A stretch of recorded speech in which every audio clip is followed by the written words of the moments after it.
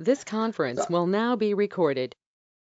All right, so our study today is going to be in 1 Timothy chapter 1, beginning at verses 1 through 11. I want to go over our schedule because we have made an adjustment to the schedule based upon looking at one of the future passages that we will study. We realize that we cannot cover chapter 2 in one session.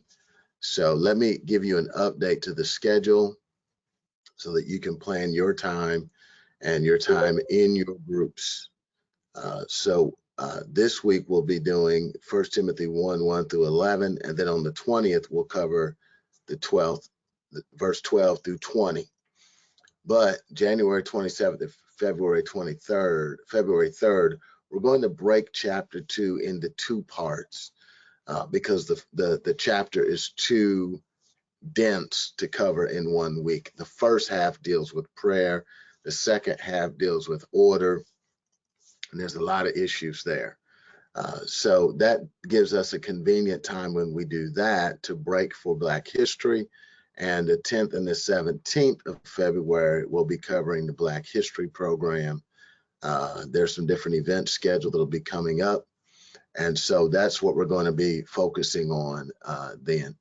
Then we'll get into chapter 3, chapter 4, and so on. And we should end right at the end of March. That's the game plan right now. So this will be updated in the app so that everybody can tell where we are together and on our website. Okay. Anybody have questions about the schedule? All right. This study should take us through March, and then we'll pick up 2 Timothy, and then we'll pick up Titus, and that will actually take us all the way through June. And so that's where we want to be. All right. Let's go now to our passage then. 1 Timothy chapter 1, verses 1 through 3. And I'm going to switch to Logos just so we can see it a little bit easier.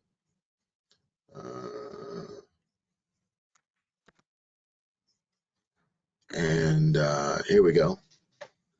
1 Timothy chapter 1, verse 1. Paul, an apostle of Christ Jesus, and we're reading from the Christian Standard Version, which we'll use, the Christian Standard Bible.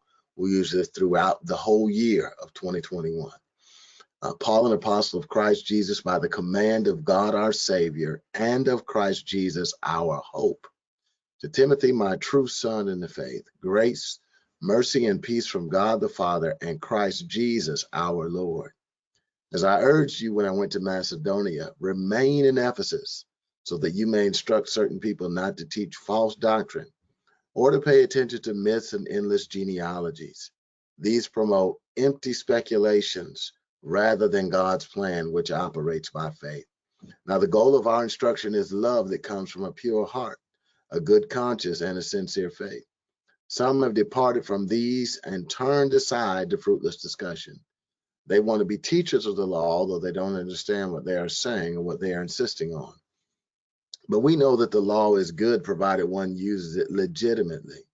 We know that the law is not meant for a righteous person, but for the lawless and rebellious, for the ungodly and sinful, for the unholy and irreverent, for those who kill their fathers and mothers, for murderers, for the sexually immoral, and males who have sex with males, for slave traders, liars, perjurers, and for whatever else is contrary to the sound teaching that conforms to the gospel concerning the glory of the blessed God, which was entrusted to me. Amen.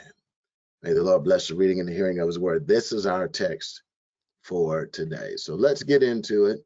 I trust that you read Dr. Constable's notes up through about page 25, and you studied that, and that will cover the portion we're going to go over today. So let's look at our text here in our discussion.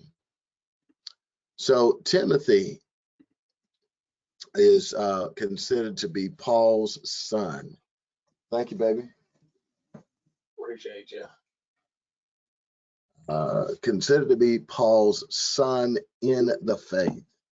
And Paul writes to Timothy for a specific purpose, and that specific purpose is basically to tell him to stay in the fight, to stay in the fight.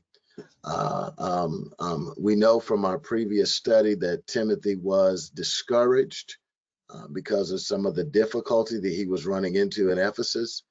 And he needed somebody to tell him. He needed Paul to tell him to stay in the fight. And I want to encourage you today, those who are on this Bible study with us today, stay in the fight. Stay faithful to God. I know sometimes it gets difficult, and sometimes we want to fold up our tent and quit and gather up our marbles and go home. But Paul would not let Timothy quit. His relationship with him was so important that he writes to encourage him. And let me just say this to us. Sometimes we get so focused on the task of ministry that we forget the relationships of ministry. We get so focused on doing things that we forget that we're supposed to be in relationship with people. And for those of us who are type A, like me, and people who work through influence and exertion, sometimes we forget that it's not what you know that matters as much as how much you care. And so people need to be encouraged to stay in the fight. And that's really what Paul is doing. Remember also that he's encouraging him to stay on at Ephesus. And if you've read Acts chapter 16 and following, you know that Paul was mistreated there. It was a difficult place to do ministry. There were some significant issues that had arisen. And Paul is encouraging Timothy to provide authoritative instruction on how God's house is supposed to conduct itself. And then also to encourage him to combat the opponents directly and their false teaching. And then also to remind Timothy, hey man, there's a certain standard for how you're supposed to conduct yourself. And there are certain things that you're supposed to teach. People sometimes can't hear our message if we are delivering the message, and there's a whole lot of mess going on. And so Paul's relationship was with Timothy such that he could encourage him. Now, I don't want to talk too much, but let me just tell you, the last couple of days, I've gotten calls from some of the young ministers and pastors that I mentor. And it's tough out there, especially during this pandemic when we've had to adjust how we do things.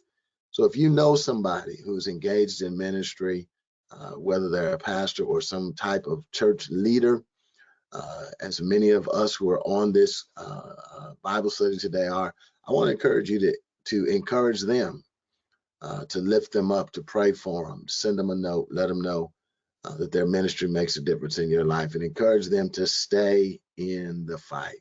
All right.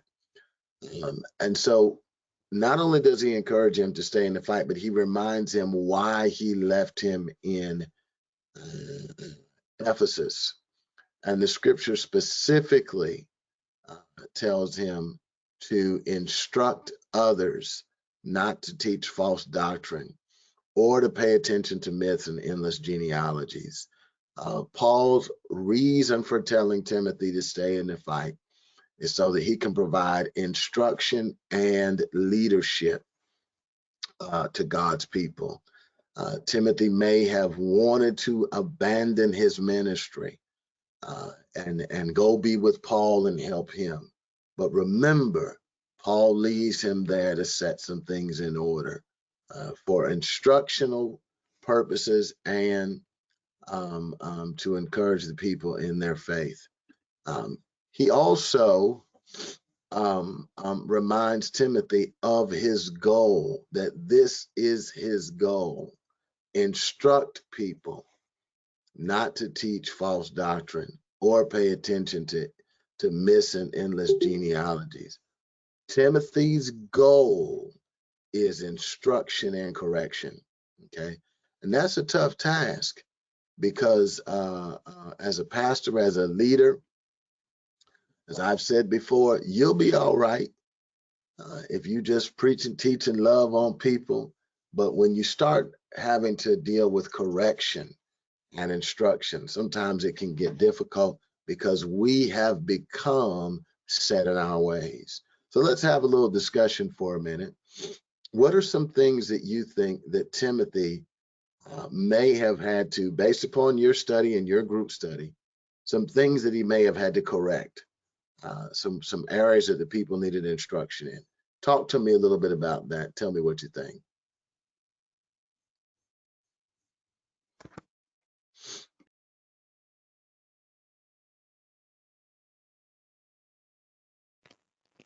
I got the feeling that it wasn't so much they were teaching false things as they were embellishing them. So as they Okay. embellished, you get away from the truth. So it wasn't like they said, it wasn't like they were agnostics, but they just wanted to add a little something. And so Timothy, probably since he wasn't a very exertive type person, had a hard time reining them in. All right. All right. And what else do we know about Timothy that might have made it more difficult for him to rein them in, per se? He was timid. He was not an imposing person. Yes. Yes. He's timid and he's not imposing like Paul. And so now you've got these people adding on and bringing in other ideas. Okay, that's great. What else did you discover that Wasn't he a younger man also? Yes, go ahead, Sister Argo. Oh, that's all I was saying, that the fact that in addition to being timid, with him being a younger man also, I think that would have influence. And how do we tend to treat younger people who are in positions of authority Many or times responsibility? teach them, we tend to treat them as though because of their age or their youth, that they really don't know and they shouldn't be involved in themselves in things that they're too young to deal with, I'll say. Yes. I was watching a few weeks ago over the break, over our little winter Bible study break. I was doing some things to encourage myself, and I was watching the installation message that Dr. E.V. Hill preached for Dr. H.B. Charles Jr. when he got installed at Mount Zion in L.A. He was still in high school when he was installed as pastor of that church.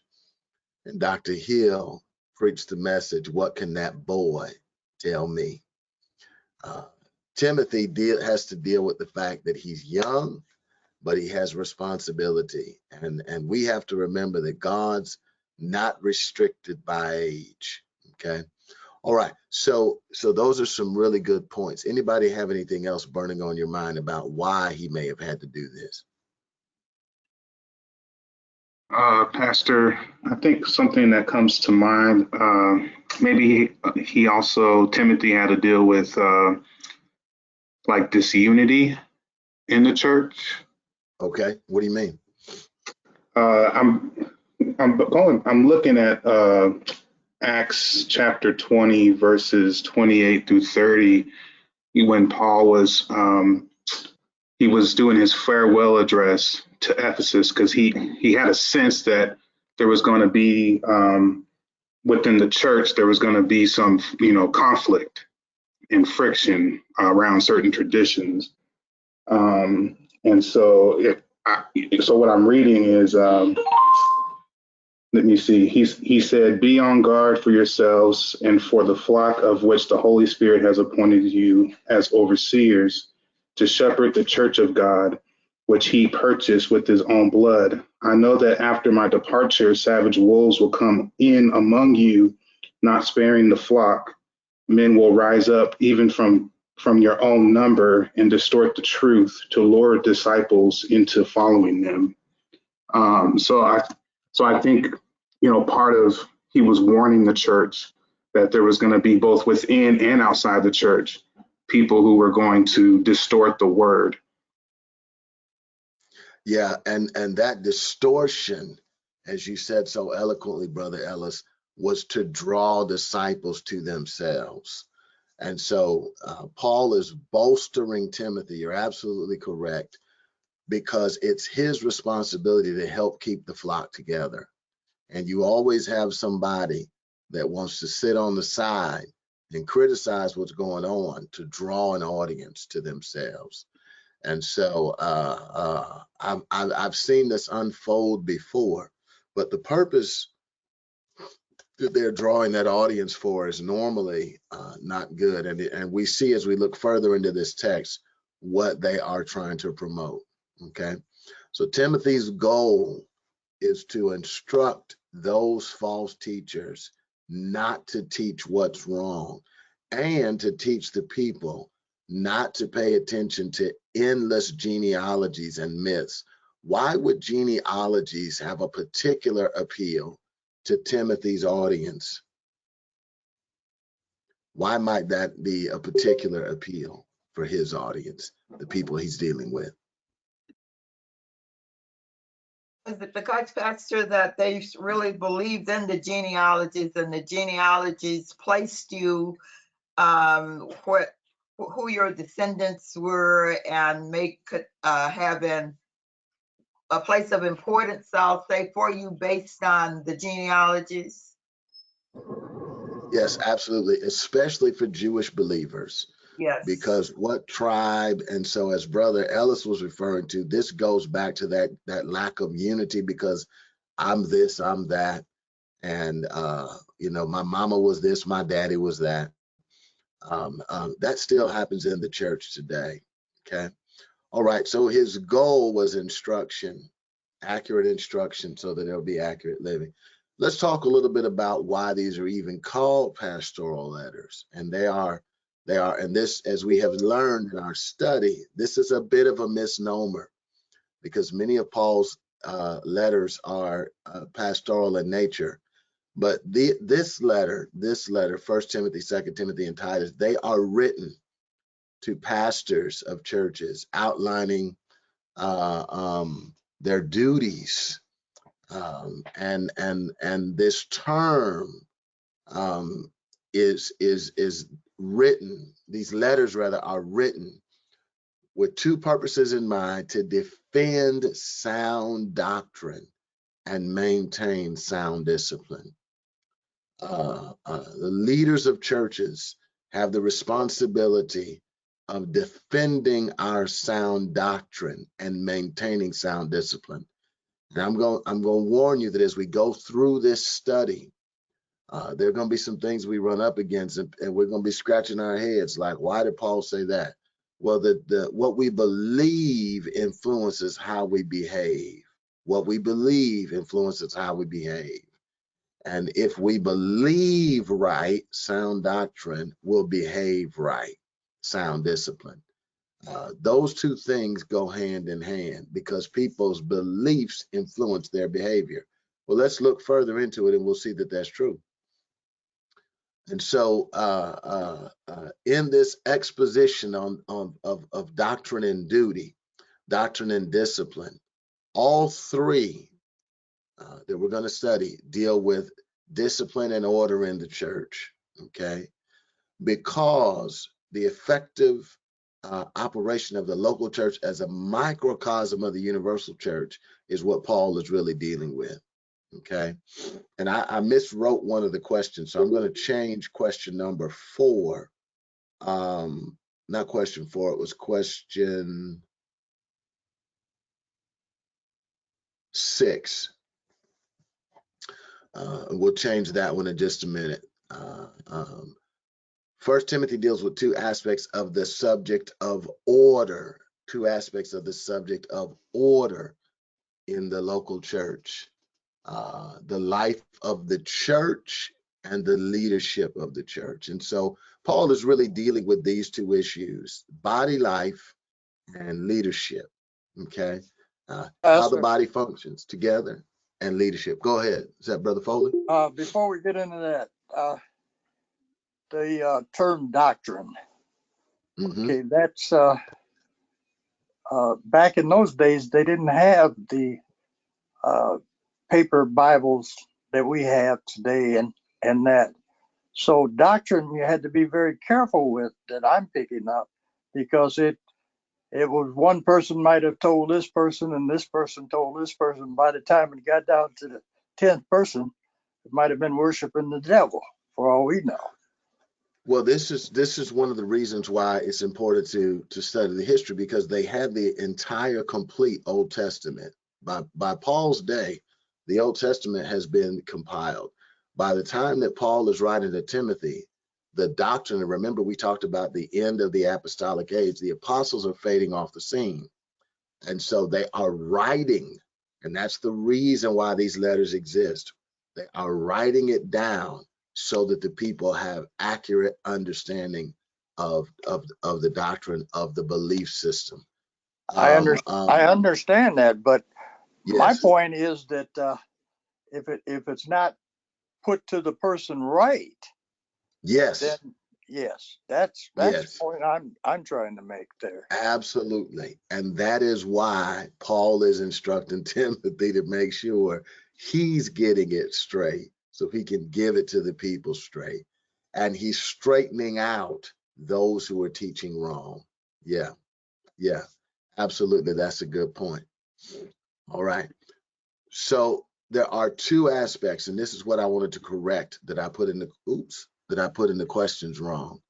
Two aspects of order. One of them is the life of the church. The other is the leadership of the church. The life of the church, how we interact with one another. The other is the leadership of the church. Okay. I could recall walking into a church one time and seeing somebody walk into somebody else's office. I didn't say what church, and slam the door and an argument start. And I was just like, wow, this is how y'all get down. I don't know. Uh, as leaders of the church and as pastor, part of our responsibility is the life of the church. But part of it also is the leadership of the church. And that's what Paul is one of the reasons he's writing Timothy, and one of the reasons we're studying. And so what was the function of the local church and local church leaders? The function of the local church is to proclaim God's word in the world, God's truth in the world. The function, if you didn't highlight this, underline it, write it down. The function of the local church is to proclaim God's truth in the world. It is to proclaim God's truth in the world. Everything else that we do moves toward this, okay? It is to proclaim God's truth in the world. We get caught up in a whole lot of other stuff, but our purpose is to proclaim God's truth, okay? The function of leadership, Timothy and church elders, is to expound God's truth in the church. The function of leadership is to expound God's truth in the church. So our responsibility as members of the local church is to proclaim God's truth in the world. That's not just pastor's responsibility, that's every member's responsibility, which means that I need to know the book for myself, because I may be called upon to share God's truth with someone at any given time. Okay.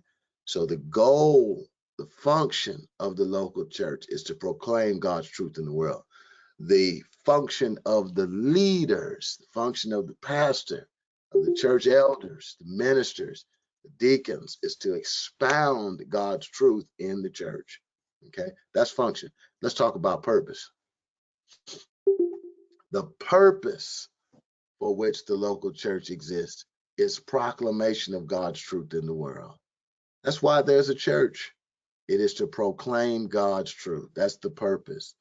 And the purpose for which leaders exist is the exposition And we might use this word for exposition, the explanation of God's truth in the church.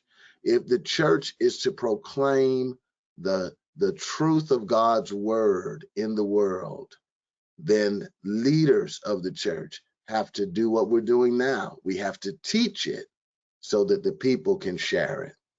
Okay, so that's function and purpose. Let's put them together so we can see the difference between the two. Function of the local church is to do what?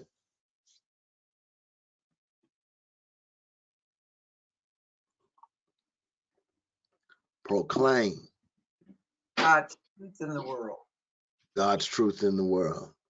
What's the function of the church leaders? It's to To expound.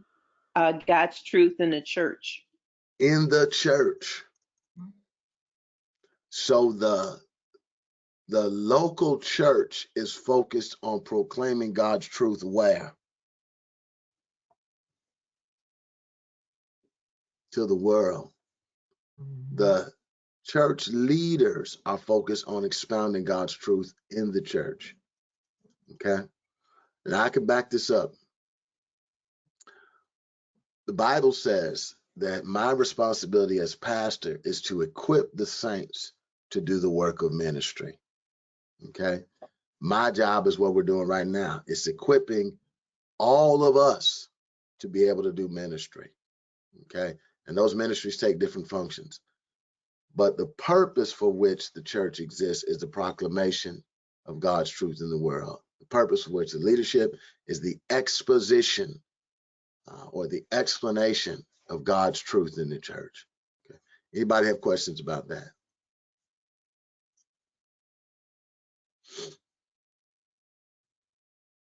All right. So whose job is it to share God's word with the world? The church. And who is the church? What is the church? People. God's people who have been equipped. Yes, yes. It is God's people. In our minds and in our tradition, we have often thought that's the pastor's job. He's supposed to witness. No, that's every believer. Okay. That's every believer. Okay. Because of that, Paul deals with two these. He tells Timothy, as I urged you when I went to Macedonia, remain in Ephesus so that you may instruct certain people not to teach false doctrine or pay attention to endless genealogies. These promote empty speculations rather than God's plan, which operates by faith. So there's two these in here. The first of these is false doctrine, myths, Greek mythology, Roman mythology, African mythology. That's what was influencing their world. And endless genealogies. I'm the son of so-and-so, so-and-so, so-and-so, so-and-so. Okay?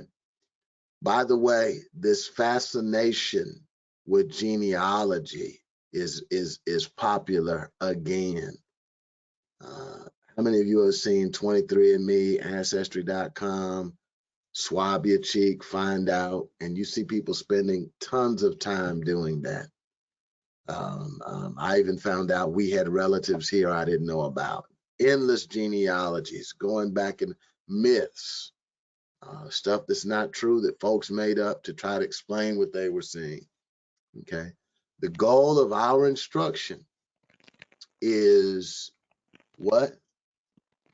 Love that comes from a pure heart, a good conscience, and a sincere faith. Some have departed from these and turned aside to fruitless discussion. So add to false doctrine, myths, and endless genealogies, fruitless discussion. Folk arguing about stuff just to be arguing. Okay.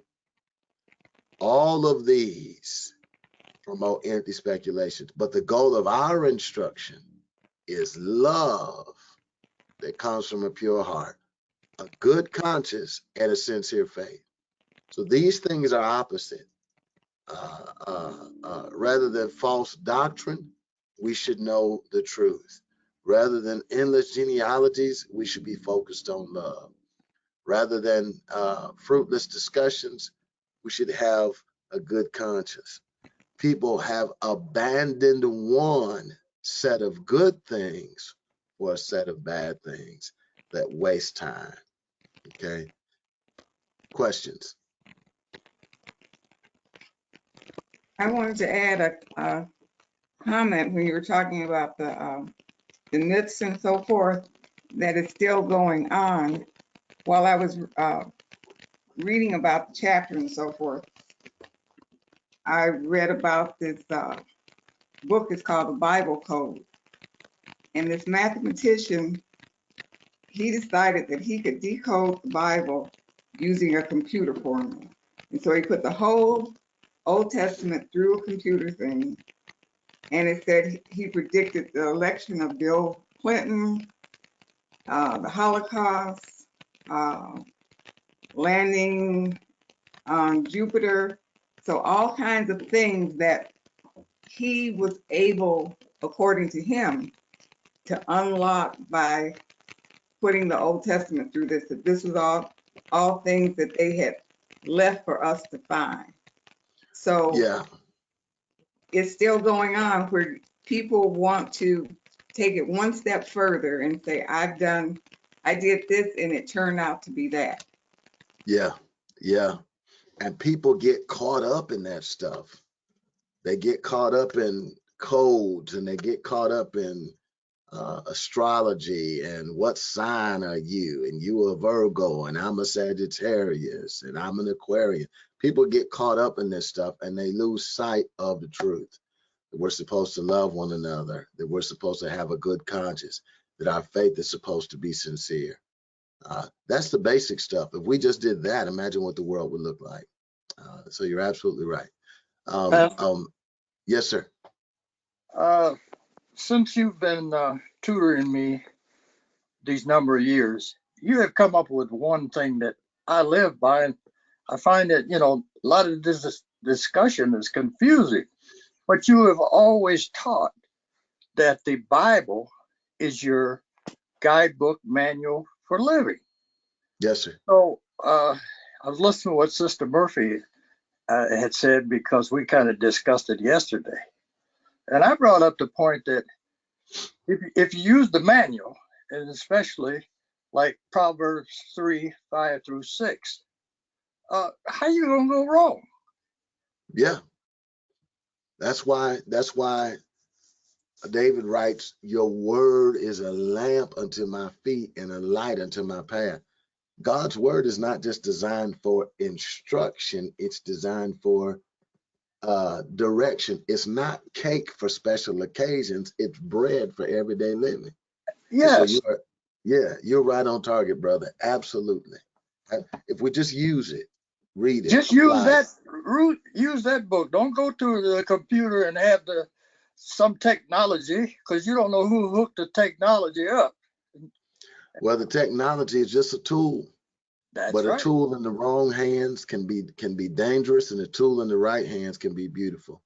A chisel in Michelangelo's hand can create a beautiful sculpture, but a chisel in somebody else's hand can break into your house and steal everything you have. So, we use these tools, but the Bible is our primary source, God's word.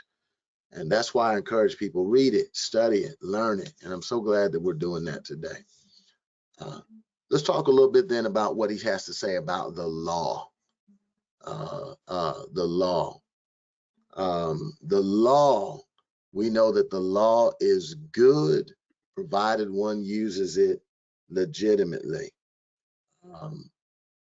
We know that the law is not meant for a righteous person, but for the lawless and rebellious. And he starts getting into some categories: for the ungodly and sinful, for the unholy and irreverent, for those who kill fathers and mothers, for murderers, for the sexually immoral, and men who have sex with men, for slave traders, and liars and perjurers and whatever else. He just sums it all up. Whatever else is contrary to the sound teaching. So when Paul says the law is good, remember that most of the New Testament teachers are using the Old Testament to help remember, to help teach the what's new. Remember that as we have taught, they often used what people knew, which was the Old Testament, to teach the truth about Christ. And as the letters and the New Testament was written, they shared that as well. And so he's reminding them, because people were abandoning truth. Why is truth there? Why did God put the law into play? Why did he write it? Why did he give it to them? Well, he tells them why: because of lawlessness. And he gives 6 categories: the disobedient, the irreverent, the impure, the violent, the immoral, and the deceitful. So let's break these down a little bit. Disobedient people refuse to recognize the law, like we saw on January 6th. Okay. Rebellious. They don't obey the law. They don't care what the Lord said, what you said, what your mama said, what your daddy said. They're going to do what they want to do. And so the law is for people like that who are disobedient. It is also for people who are irreverent. They have no regard for God. They live in opposition to him. Okay.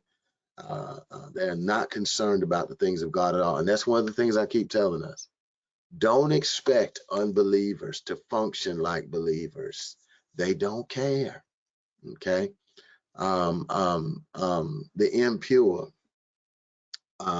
they live lives. They're unholy. They live lives that are impure. They are profane. They treat the sacred as common. Excuse me. This is why they can sit outside the church and drink a 40 on the back of the stairs of the church, because they don't recognize the difference between that which is common and that which is holy. To the pure, all things are pure, but to the impure, all things are impure. And then you have the violent. They have no respect or affection for anybody. They kill without any thought. Okay. Just the other day, a brother I know, someone close to him, was killed by their own child. No regard, no affection. And there are some people out there, they don't have any special people. They don't have any affection for you. They're only close to you for what they can get out of you. And if you disappoint them, they'll turn on you. The violent. Okay. We've seen all of these recently. The immoral. They deal in perversion, homosexuality. And this topic is any sexual relationship outside of the marriage relationship. Is a perversion of what God intends for that to be good. And I know it's not common in our world to say this, but this is the truth. The only sexual relationship that God recognizes as legitimate is that between husband and wife. Everything else is a perversion and is sin. And we have to call it what the Lord calls it. And what we have to do is teach people the truth in love. And then those who are deceitful. And there's 2 categories of this. One is people that steal and exploit people for their own selfish ends. And this is happening in our world today, except now what they call it is help me with the term. Trafficking. Trafficking. Thank you. Human trafficking is an example of this, because they lure people in for the purpose of exploitation. But the flip side of it is people that lie on people, people that make up stories and say things about people that may not, they don't know if they're true, they just don't like the person, so they're saying crazy stuff. Okay. Deceitful people. And then Paul just puts it all in one big category. Whatever else is contrary to the sound teaching that conforms to the gospel concerning the glory of the blessed God, which was entrusted to me. The law is good. God's word is good. The truth is good because it counters these negative things.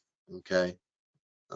Any questions about his explanation to Timothy about why he needs to stay in Ephesus?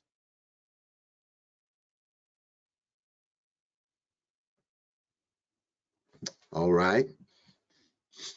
And this is our time to talk. So let's do it. Let's get into our discussion questions in, and this is going to be the time for you to answer and talk back to me. I've done enough talking. So we use Dr. Constable's notes and our text to go in here and find some answers. How does Paul address Timothy in the salutation?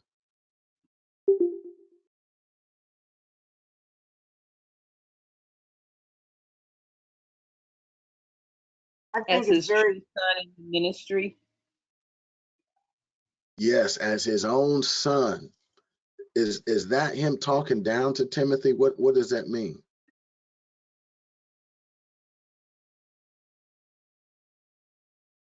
that would be a term of endearment. Yes, And so it's yes, endearment, it's affection.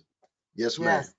And I think All it's right. very poignant that Paul, he um, describes himself also before he addresses Timothy. He tells him that he is an apostle of Christ Jesus by command. He talks about where his authority came from. Yes, absolutely. And the fact that Christ is our hope. And we can't overlook that because Paul is not operating under his own authority. As you just said so eloquently, he's under the authority of God, and Timothy is under his tutelage. Yes, ma'am. And the All faith, right. grace, and mercy is a typical greeting included for Jews to greet people in that manner. Yes, yes. That's part of when we look at what's called epistolary format. It's part of what we would call the health wish or the wish for or favor. That was common in Greek letters, that you would say something that you wanted done for the person. But Paul takes it a step further and connects it to Christ, the will of God, his grace, his mercy, and peace. Verses 3-4, what are the reasons for which Paul left Timothy in Ephesus?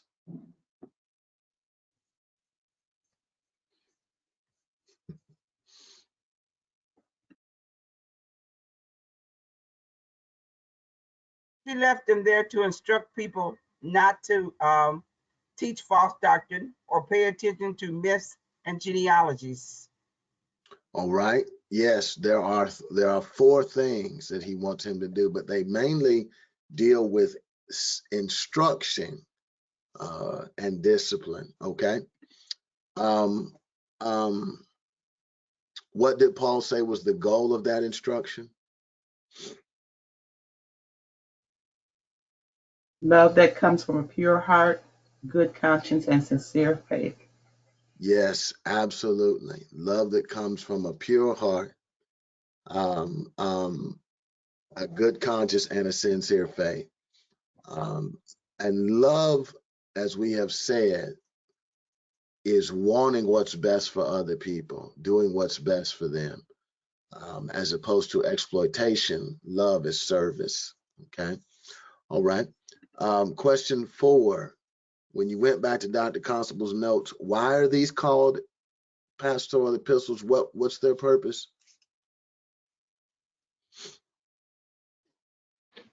To help pastor. Oh, Go ahead, Brother Ellis. I was going to say to help pastors outline their pastoral duties and defend sound doctrine and maintain sound discipline. Yes, sir. Yes, sir. Absolutely. And it's understand that when Paul uses that term, he's talking about leadership in the church, those who have that leadership responsibility. All right. What does Paul expound in the pastorals? What is he expounding?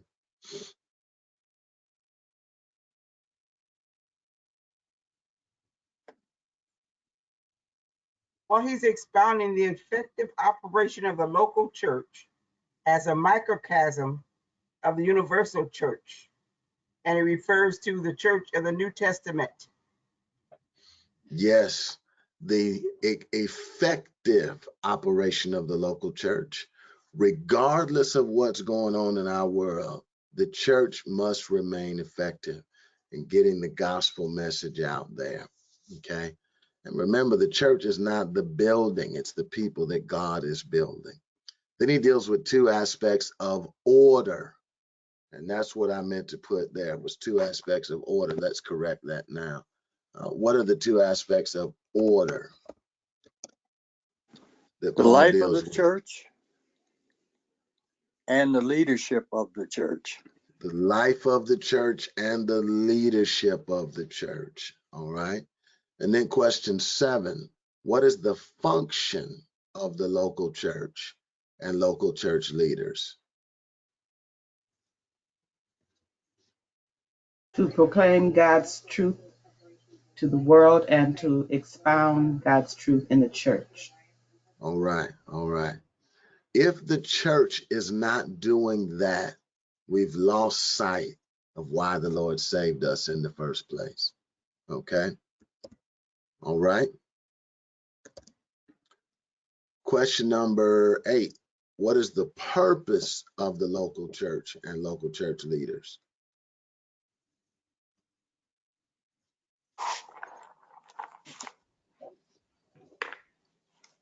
Go ahead, Sister Kimball. The saints are to do the work of the ministry, and the pastor is to equip the saints for their work. Yes, that is absolutely correct. My role is to equip the saints to do the work of ministry. The purpose of the local church is proclamation. The pastor's job is to explain God's word so the people can share it. Okay. Proclamation and exposition. All right. Question 9. Question 9. What is the these that some had departed from? The these that some had departed from. And to what had they turned?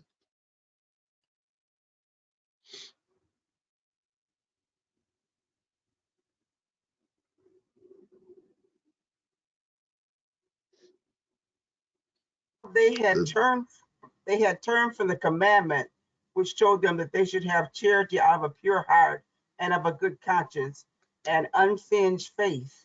But they had turned aside to vain gossiping and speculations and criticism and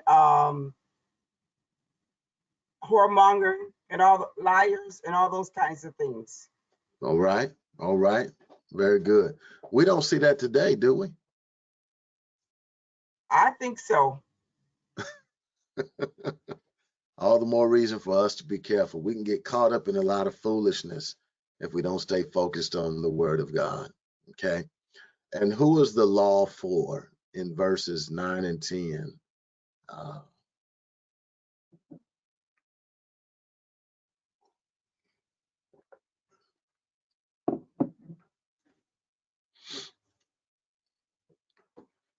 The law was our instructor before we knew what righteousness was. But the law is not for the righteous, but for the unrighteous. Right. It's for the lawless. Yes, the unrighteous, the lawless. And then he gets into 6 categories. He got into 6 categories of lawlessness to help us understand what those were. And what were those 6 categories?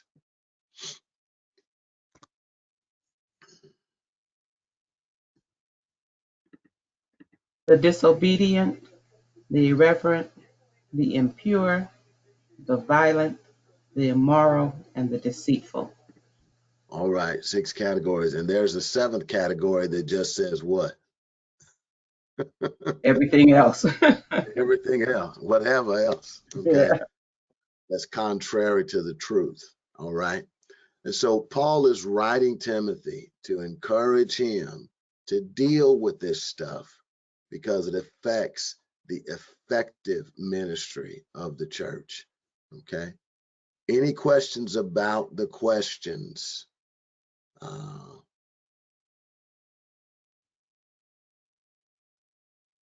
right.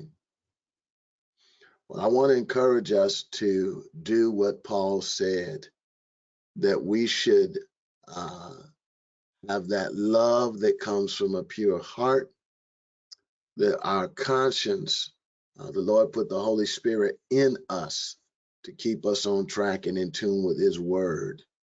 And then that we should have a sincere faith. Our love relationship with the Lord and one another, our trusting of Him ought to be real. Okay. God bless you. Next week, we're going to get into the rest of this chapter of 1 Timothy, which deals with what we believe and why the Lord calls us to His side. Okay. All right. God bless you. Thank you for sharing with us. At this time, we're going to end the recording, and we praise God for everybody's participation.